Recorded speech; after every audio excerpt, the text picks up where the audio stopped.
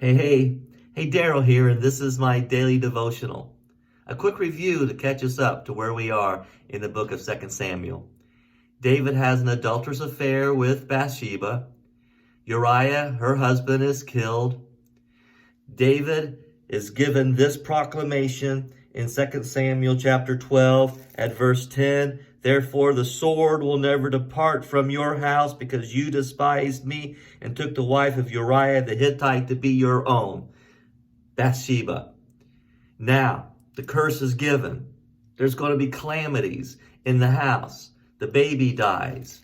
And then we see one of the sons of David, Amnon, has falling in lust with his half-sister, David's daughter, Tamar. He ends up raping her. And then her brother, Absalom, comes to get revenge and has the brother killed, Amnon.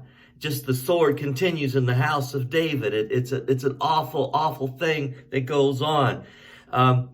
Amnon is dead. Absalom flees from David. David is grieving and finally over time is comforted, and now he wants to see his son Absalom. And in chapter 13 at verse 34 it says, after Absalom fled and went to Geshur, he stayed for 3 years, and the spirit of the king longed to go to Absalom, for he was consoled concerning Amnon's death. All this happening, now we have his sons fighting and dying. Then Absalom finally returns. But Absalom is a little shifty, and he brings people to him to fight against his father, the king. In fact, he goes and determines he is a king. And now the king, Absalom, is fighting his father, David, the king of Israel. Awful, awful conspiracies that are taking place in the family of David. And so finally the time comes where this Absalom is fighting the battle. And consider how Absalom comes to his demise. It says in 2 Samuel chapter 18 at verse 9. Now Absalom happened to meet David's men. He was riding his mule, and his mule went under the thick branches of an oak tree. Absalom's head got caught in the tree. He was left hanging in midair while the mule he was riding kept on going. So try to picture this.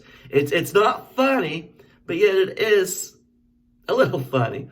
He's riding his mule along, and he comes upon a tree. He gets his head lodged. The mule goes on, and there he is hanging, helpless. Apparently, he is lodged in there so well, he can't get himself out.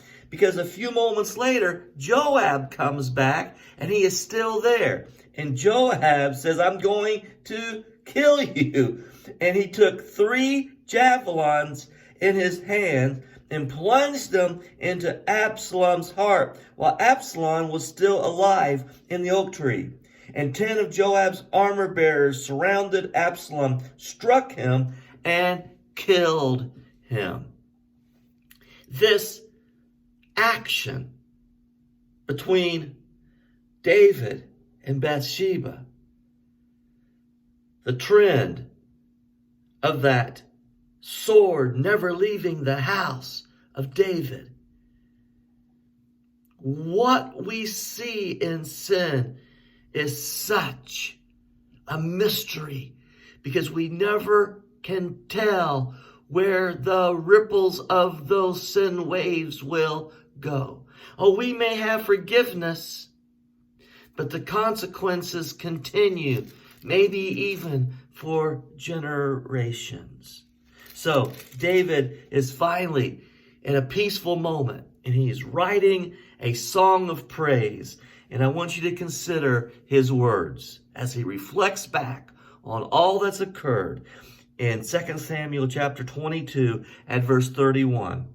As for God, his way is perfect.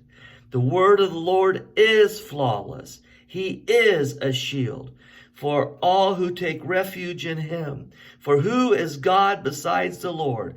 And who is the rock except our God.